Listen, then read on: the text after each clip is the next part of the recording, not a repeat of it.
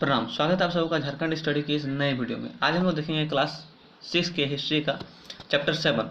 Chapter 6 तक हम लोग पिछले क्लास में देख लिए थे ना।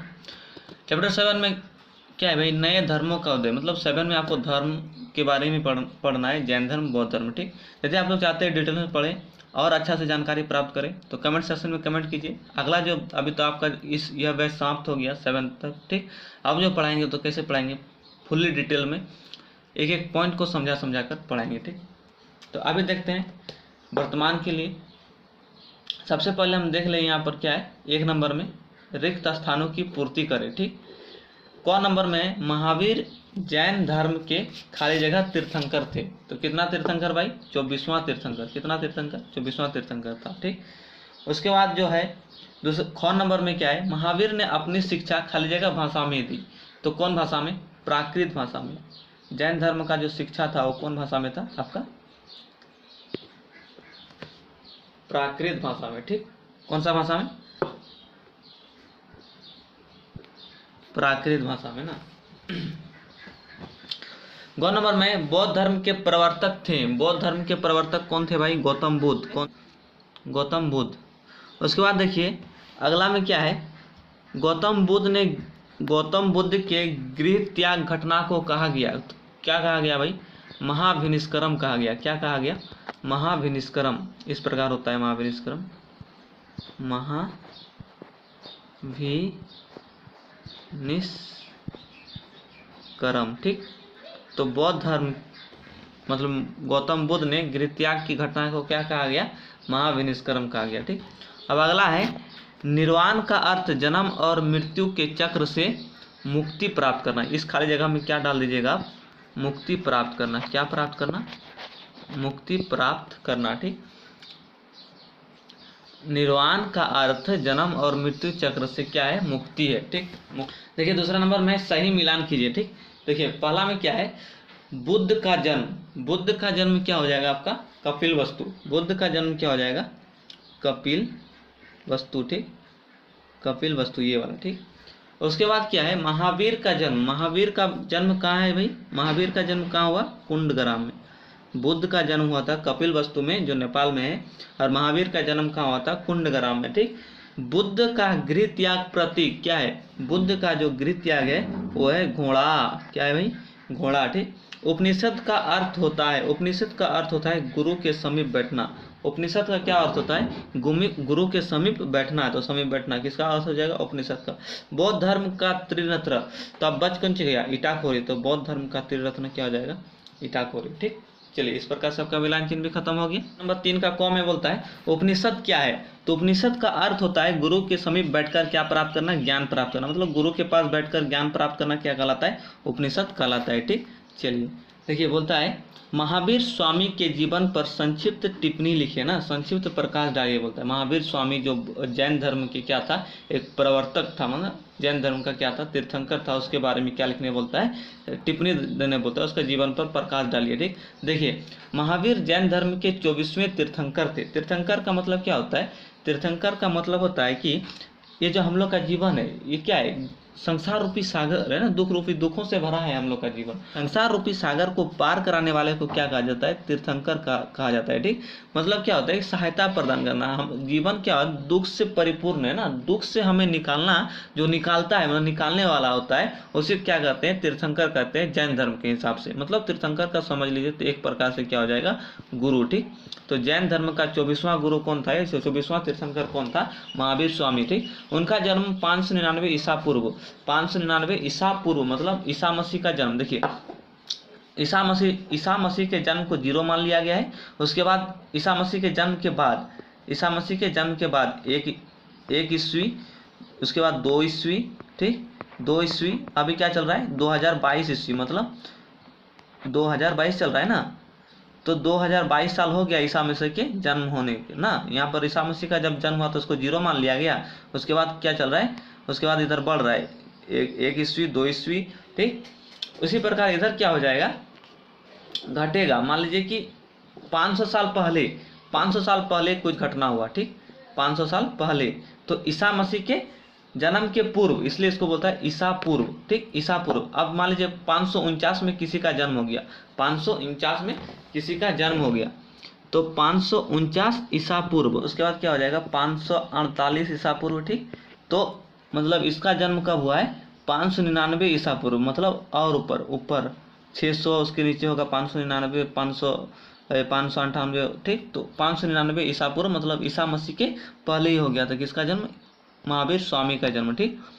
महावीर स्वामी का जन्म ईसा मसीह के पहले हो गया था, 599 ईसा पूर्व हो गया था, कुंडग्राम में हुआ। कहाँ हुआ, कुंडग्राम में। मिलान चिन्ह में भी था महावीर स्वामी का, मिलान कहाँ कर रहे थे, कुंडग्राम में, ठीक। तो इसका जन्म कहाँ हो गया भाई, कुंडग्राम में हुआ। इनके पिता का नाम क्या था, सिद्धार्थ था। पिता का नाम क्या था, सिद्धार्थ था, जो क्षत्रिय या तो राजा थे, जो क्या थे, राजा थे, ठीक। क्षत्रिय मतलब होता है जो मार काट करने वाला, रक्षा करने वाला किसी का, ठीक। माता का नाम त्रिशला था, माता का नाम क्या था, त्रिशला था। बचपन में महावीर का नाम वर्धमान था, बचपन में महावीर का नाम क्या था, वर्धमान था, ठीक। महावीर का विवाह जो है यशोदा से हुआ, जिससे एक पुत्री प्रियदर्शना हुई। महावीर का विवाह भी हुआ किससे भाई, यशोदा नामक एक लड़की से हुआ, जिससे एक क्या हुआ, पुत्री हुआ ना, जिसका नाम क्या था, प्रियदर्शना था, ठीक। माता पिता के मृत्यु के पश्चात इन्होंने अपने बड़े भाई नंदीवर्धन से अनुमति लेकर तपस्या करने घर से निकल पड़े, ठीक। माता पिता की मृत्यु के पश्चात जब विवाह हो गया और माता पिता उसका मर गया, तो उसका बड़ा भाई क्या था, नंदीवर्धन नाम था, उससे अनुमति लेकर तपस्या करने घर से निकल गया, ठीक। तपस्या करने के लिए घर से निकल गया और 12 वर्ष की तपस्या के बाद ऋजुपालिका के नदी के तट पर साल वृक्ष के नीचे ज्ञान की प्राप्ति हुई, ठीक। अनुमति लेकर चला गया और 12 वर्ष की कठोर तपस्या के बाद क्या हुआ, ऋजुपालिका नदी के तट पर साल वृक्ष के नीचे उसे ज्ञान की प्राप्ति हो गया। जैन धर्म में जिसे ज्ञान की प्राप्ति हो जाता है उसे क्या कहते हैं, कैवल्य कहते हैं, ठीक। ज्ञान की प्राप्ति के बाद उन्होंने अपना पहला उपदेश कहाँ दिया, राजगीर में दिया। राजगीर जो अभी फिलहाल कहाँ है, बिहार में है, ठीक। राजगीर में दिया था, पहला उपदेश कहाँ दिया था, राजगीर में दिया था, और जो अंतिम उपदेश था वो पावापुरी में दिया था, ठीक। महावीर स्वामी ज्ञान की प्राप्ति के बाद उन्होंने पंचायन धर्म दिया। पंचायन क्या दिया, धर्म दिया, जिसमें क्या था, 5 तो क्या था, झूठ नहीं बोलना था, धन संग्रह नहीं करना था, ठीक, चोरी नहीं करना था, हिंसा नहीं करना था और विवाह नहीं करना था। 5 तो इस प्रकार का धर्म दिया। क्या भाई, आप लिख लीजिएगा कॉपी में, झूठ नहीं बोलना था, धन संग्रह नहीं करना था, चोरी नहीं करना था, ठीक, हिंसा नहीं करना था और ब्रह्मचारी अर्थात विवाह नहीं करना था, ठीक। तो इन्होंने 5 क्या दिए, धर्म दिया, ठीक, जिसे पंचायन कहा गया, जिसे क्या कहा गया, पंचायन कहा गया। देखिए लिखते तो काफ़ी अधिक बड़ा हो जाता है, शॉर्ट में किसी के बच्चे को शॉर्ट में आंसर चाहिए इसलिए शॉर्ट में कर दिए, जिसको लगता है कि नहीं और बड़ा होना चाहिए तो हम जो जो बोल रहे हैं वो कॉपी में नोट करते जाइएगा, ठीक। तो उन्होंने क्या दिया, पंचायन धर्म दिया, ठीक। और पंचायन धर्म देने के बाद उन्होंने 3 रत्न दिया। 3 रत्न कौन, जिसको 3 रत्न दिया उसको क्या बोला जाता है, त्रिरत्न। सम्यक ज्ञान, सम्यक विश्वास और सम्यक आचरण, ठीक। सम्यक ज्ञान का मतलब होता है पहले आपको संपूर्ण ज्ञान होना चाहिए, उसके बाद क्या होना चाहिए, जिस कार्य को कर रहे हैं उस पर संपूर्ण विश्वास होना चाहिए कि इस कार्य में हम सफल होंगे, ठीक। संपूर्ण विश्वास होना चाहिए। और सम्यक आचरण का मतलब होता है कि आप किसी काम के प्रति कितना सजग है। इसमें ये नहीं देखा जाता है सम्यक आचरण का मतलब आपका आचरण ठीक है कि नहीं, उस आचरण का मतलब होता है, मतलब जैन धर्म के अनुसार आचरण का क्या मतलब है कि आप किसी कार्य के प्रति कितना सजग है, कितना जागरूक है, आप उस कार्य के प्रति डिसिप्लिन है या नहीं, तो उसी को क्या बोलता है, सम्यक आचरण। महावीर स्वामी ने 3 रत्न दिया। पहले बताया क्या कि आप किसी भी चीज़ के बारे में जानकारी प्राप्त कीजिए, फिर उस कार्य को जब कीजिए तो आपके अंदर यह विश्वास होना चाहिए कि उस कार्य को हम क्या कर लेंगे, पूरा कर लेंगे, और साथ ही साथ उस कार्य के प्रति क्या रहिए, सजग रहिए, ठीक, जागरूक रहिए, ठीक। तो ये महावीर स्वामी ने 3 रत्न दिया। उन्होंने पहला उपदेश कहाँ दिया, राजगीर में दिया, और दूसरा उपदेश, अंतिम उपदेश, प्रथम ज्ञान की प्राप्ति के बाद प्रथम उपदेश जो था उन्होंने राजगीर में दिया, और अंतिम उपदेश कहाँ में दिया, पावापुरी में दिया, ठीक। तो चलिए आप इतना लिख दीजिएगा तो आपके लिए काफ़ी हो जाएगा महावीर के जीवन पर टिप्पणी, ठीक। अब बढ़ते हैं आगे। देखिए जैन धर्म में त्रिरत्न से आप क्या समझते हैं। अभी आपको हम बताएं कि जो महावीर स्वामी को जब ज्ञान की प्राप्ति हो गया ऋजुपालिका नदी के तट पर एक साल वृक्ष के नीचे, तो उन्होंने क्या दिया, पंचायन धर्म दिया, ठीक, जिसमें क्या नहीं था भाई, झूठ नहीं बोलना था, धन संग्रह नहीं करना था। पंचायन धर्म देने के बाद उन्होंने क्या किया, त्रिरत्न दिया ना, त्रिरत्न में क्या किया है, सम्यक ज्ञान, सम्यक विश्वास और सम्यक आचरण। या सम्यक छोड़ गया, लिख लीजिएगा आप, क्या लिख लीजिएगा, सम्यक, ठीक, सम्यक ज्ञान, सम्यक विश्वास और सम्यक आचरण ना। तीन ठो रत्न दिया। देखिए सम्यक ज्ञान का मतलब होता है संपूर्ण शुद्ध ज्ञान होना चाहिए, ठीक। यदि आप किसी कार्य को करना चाह रहे हैं तो उसके बारे में आपको क्या होना चाहिए, संपूर्ण ज्ञान होना चाहिए। ऐसा नहीं कि थोड़ा मोड़ा ज्ञान है और आप चल दिए, ठीक। और संपूर्ण और शुद्ध ज्ञान होना चाहिए, ठीक। सम्यक विश्वास, किसी भी कार्य के प्रति क्या होना चाहिए, सम्यक विश्वास होना चाहिए। हम जो काम करने जा रहे हैं इसमें हम सफल होंगे ही होंगे, ठीक। ये होता है सम्यक विश्वास। और क्या है, एक सम्यक आचरण। सम्यक आचरण का अर्थ है कि आप अपने काम के प्रति कितने सजग हैं, ठीक। कितने सजग है, कितने जागरूक है, आप अपने काम के प्रति जागरूक है या नहीं, इसी को क्या कहते हैं, सम्यक आचरण कहते हैं जैन धर्म के अनुसार, ठीक। तो उम्मीद करते हैं कि आप लोग को ये चीज़ समझ में आ गया होगा, बहुत ही आसान शब्दों में बता दी। चलिए अब बढ़ते हैं आगे। देखिए वहाँ नंबर में धर्म चक्र परिवर्तन से क्या समझते हैं।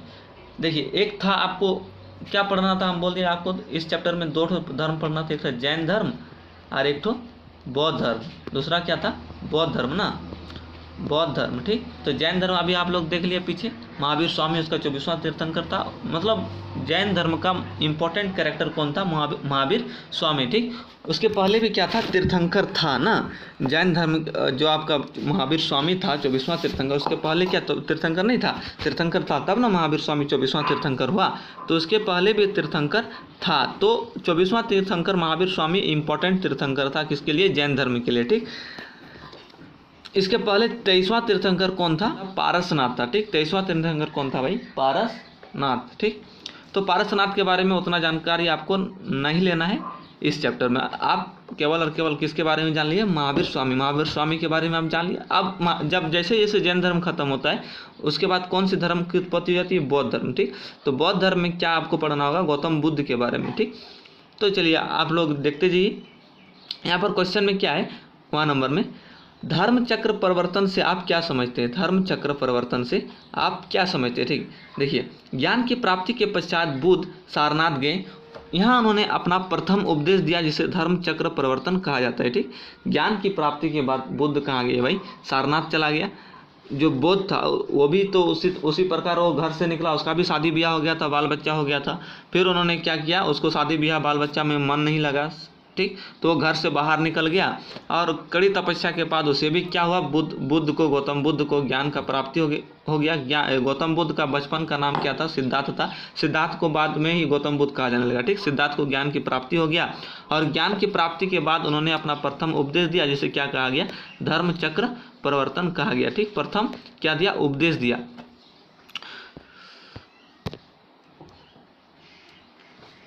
अब देखते हैं आगे त्रिपिटक क्या है, 4 नंबर में त्रिपिटक क्या है। देखिए बुद्ध के उपदेशों को संग्रहित कर इसे 3 भागों में बांटा गया है जिन्हें त्रिपिटक कहा जाता है। जो बुद्ध ने बहुत सारा उपदेश दिया, ठीक। बुद्ध ने बहुत सारा उपदेश दिया, उसी को क्या किया, संग्रहित कर 3 भागों में बांट दिया गया है जिसे त्रिपिटक कहा गया है। तो आप जब और डीपली पढ़िएगा तो इसमें आपको पढ़ने मिलेगा सूत पिटक, विनय पिटक, धम्म पिटक, ठीक। आपके किताब में ये चीज़ दिया हुआ है, ठीक। तो अभी हम आपको शॉर्टली बता रहे हैं, उतना डिटेल में नहीं जा रहे हैं, ठीक। चलिए देखिए 4 नंबर में है जैन धर्म का प्रसार भारत के बाहर कम क्यों हुआ। जैन धर्म वो महावीर स्वामी वाला, ठीक। बौद्ध धर्म अलग है, जो गौतम बुद्ध वाला सिद्धार्थ वाला अलग है, और जैन धर्म अलग है। जैन धर्म का 24वां तीर्थंकर कौन था, महावीर स्वामी। तो जैन धर्म का प्रसार बोलता है भारत के बाहर कम क्यों हुआ, ठीक। तो जैन धर्म का प्रचार भारत में नहीं हुआ था सर जी। जैन धर्म का जो प्रसार था ना वो भारत में ज़्यादा नहीं हुआ था, तो बाहर कैसे होगा।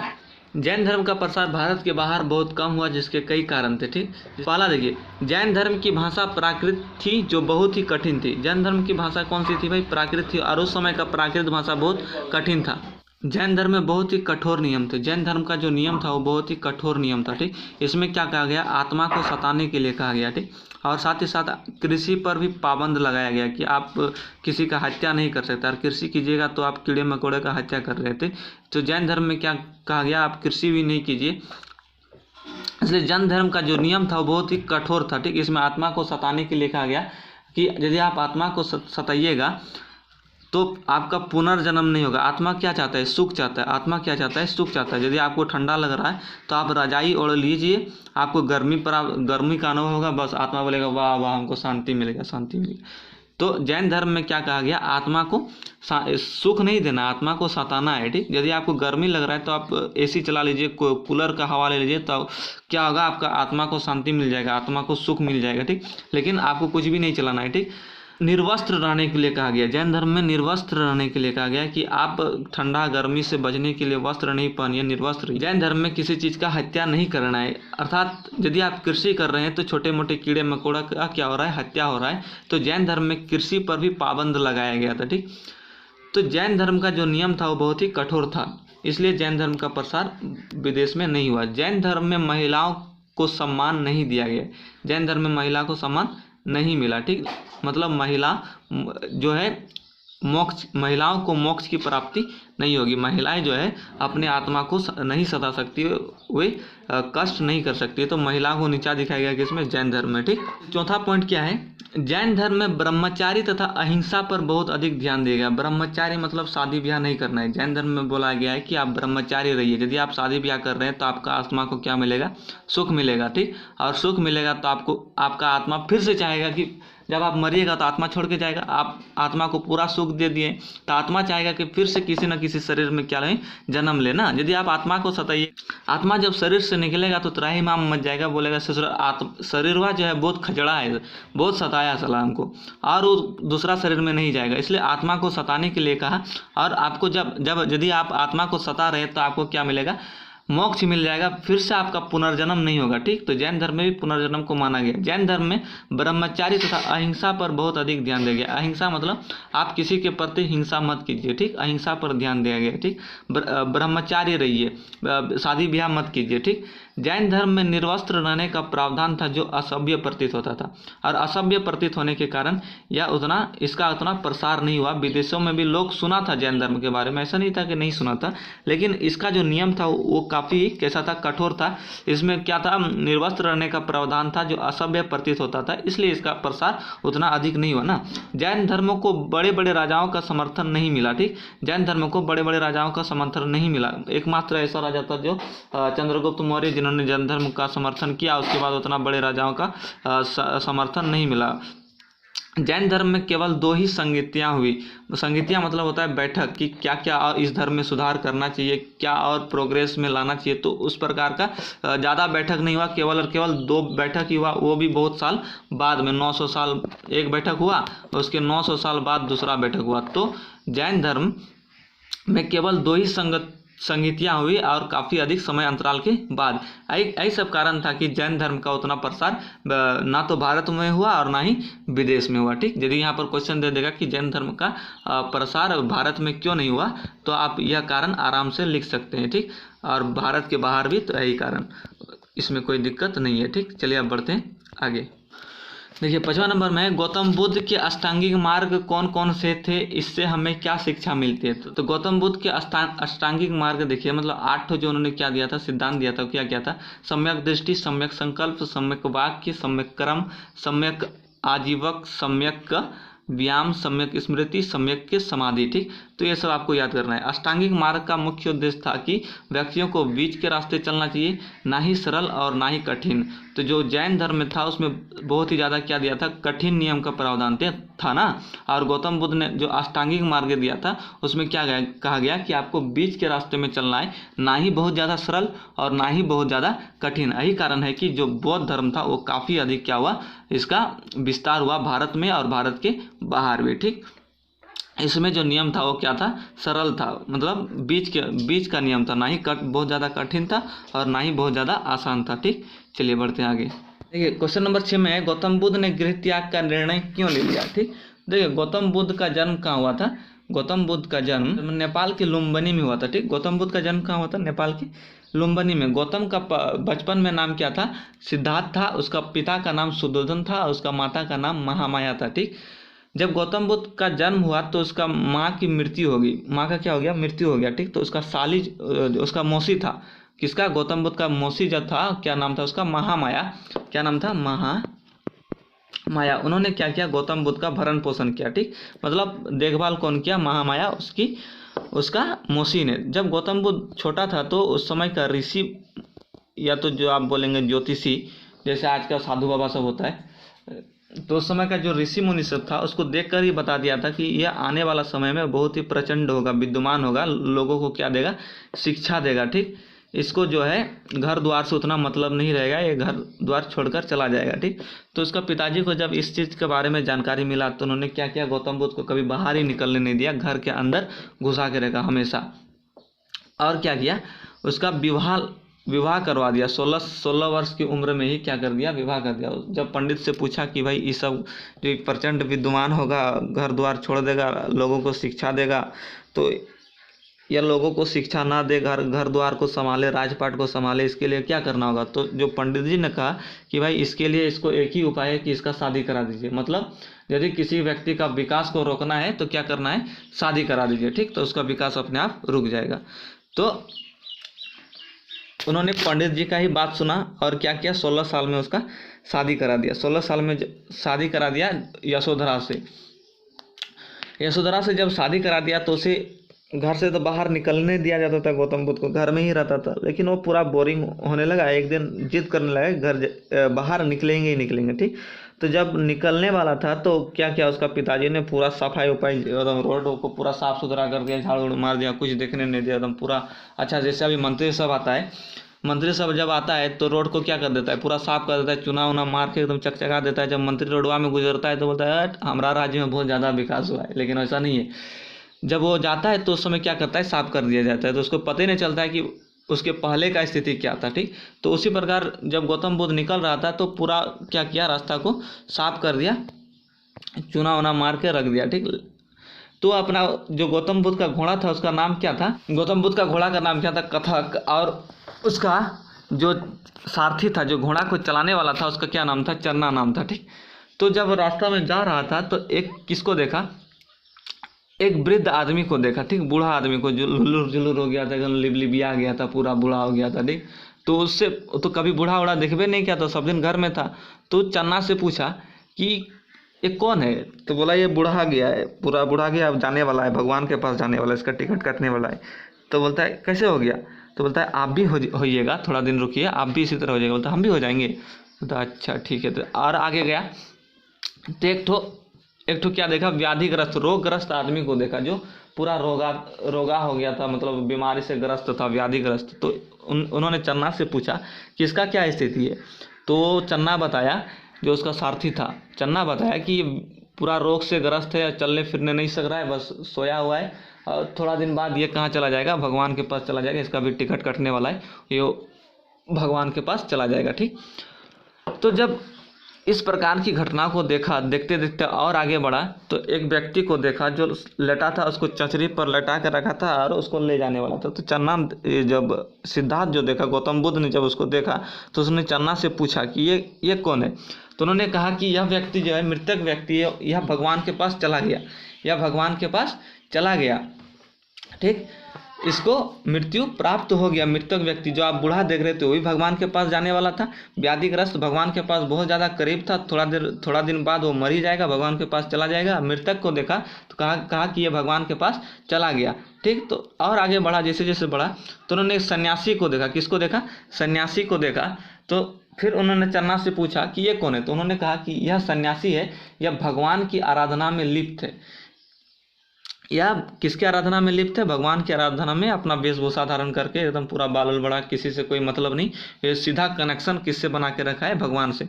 तो उन्होंने कहा कि भाई भगवान से डायरेक्ट कनेक्शन बना के रखा है, और ये लोग इतना स्टेप जाने के बाद भगवान से कनेक्शन बनाता है। पहले बूढ़ा होता है, फिर रोग होता है, फिर मरता है, फिर भगवान से कनेक्शन बनाता है।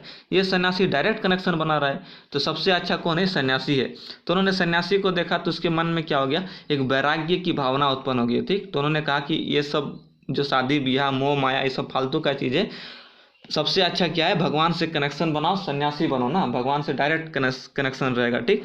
आप फिर लास्ट में आप शादी ब्याह मोह माया कीजिएगा, लास्ट में आप मरिएगा, बुढ़ाइएगा, रोग होगा, फिर आप मरिएगा, तो फिर भगवान के पास आपको जाना ही है। तो क्यों ना हम पहले से ही भगवान से कनेक्शन बना के रखते। तो उन्होंने इस प्रकार से सोचा, और सोचने के बाद जब घर आया तो उसका पत्नी को बोला कि हम क्या करेंगे, संन्यास जीवन जिएंगे, ठीक। तो अरे उसका पत्नी को तो इसी चीज़ का डर था ना, शादी क्यों कराया था कि ये कहीं ना कहीं भाग जाएगा। उसको पहले ही बोल दिया था कि आपका बेटा एक दिन प्रचंड विद्वान बनेगा, सन्यासी बनेगा, ठीक, घर द्वार छोड़ेगा। तो बहुत उसका पत्नी माथा पीटने लगी, उसका ससुर को बताया, मतलब इसका गौतम बुद्ध का बाप को बताया। जब उसका बाप को पता चला जाने वाला है तो उसका पत्नी ने कहा कि हम क्या है, गर्भवती है, ठीक, गर्भवती है। तो बोला अब कैसे जाएगा गर्भवती को छोड़कर, तो थोड़ा दिन रुक गया। तो उसका एक बेटा हुआ जिसका नाम क्या रखा गया, राहुल रखा गया। क्यों राहुल रखा, गौतम बुद्ध को जब बताया गया कि आपका बेटा हुआ, तो देखिए गौतम बुद्ध तो जाना चाह रहा था घर छोड़कर, लेकिन रुका किसके कारण, उसका पत्नी गर्भवती थी, उसका बच्चा होने वाला था, इसलिए। तो उन्होंने कहा कि मेरे मार्ग का सबसे बड़ा रुकावट, हम जो सन्यासी बनना चाह रहे थे, हम जो ज्ञानी बनना चाह रहे थे, तो मेरा मार्ग का सबसे बड़ा रुकावट कौन है, मेरा पुत्र, ठीक। तो इसलिए पुत्र का नाम उसने क्या रख दिया, राहुल रख दिया, ठीक। तो इस प्रकार से उन्होंने क्या किया भाई, गृह को त्याग दिया ना। तो देखिए हम जो आपको कहानी इतना लंबा बताए, वो कहीं ना कहीं इस चीज़ से रिलेटेड है। आप इसको पढ़िए, आपको आराम से समझ में आ जाएगा। देखिए मानव जीवन के 4 दृश्यों को देखकर उसका चिंतन बहुत प्रभावित हुआ। उन्होंने वृद्ध, व्याधिग्रस्त, मृतक तथा सन्यासी को देखा था। उनका हृदय मानवता के दुख में देखकर अत्यधिक खिन्न उठा। इन सभी घटनाओं को देखकर उनके मन में वैराग्य की भावना उमड़ पड़ी और 29 वर्ष की आयु में अपने पत्नी और पुत्र को सोता छोड़कर गृह त्याग दिया। तो इस प्रकार से महात्मा बुद्ध ने गृह त्याग का निर्णय लिया था ना। वो किस लिए भाई, 4 व्यक्तियों को देखकर। यदि 4 व्यक्ति को नहीं देखता, यदि वो घर से बाहर नहीं निकलता, तो क्या निर्णय लेता, नहीं लेता, ठीक। तो उन्होंने 4 व्यक्तियों को देखा, उन्होंने सोचा कहीं ना कहीं भगवान के पास एक दिन जाना ही है, तो क्यों ना हम पहले ही भगवान से कनेक्शन बना के रखते हैं। इन्होंने भी बहुत सारा उपदेश दिया, ठीक। तो आपका क्वेश्चन आंसर में नहीं है, लेकिन आपका किताब में है कौन कौन सा उपदेश दिया था, क्या क्या दिया था, ठीक। तो चलिए आज के लिए बस इतना ही, अब मिलते हैं नेक्स्ट क्लास में। जय हिंद।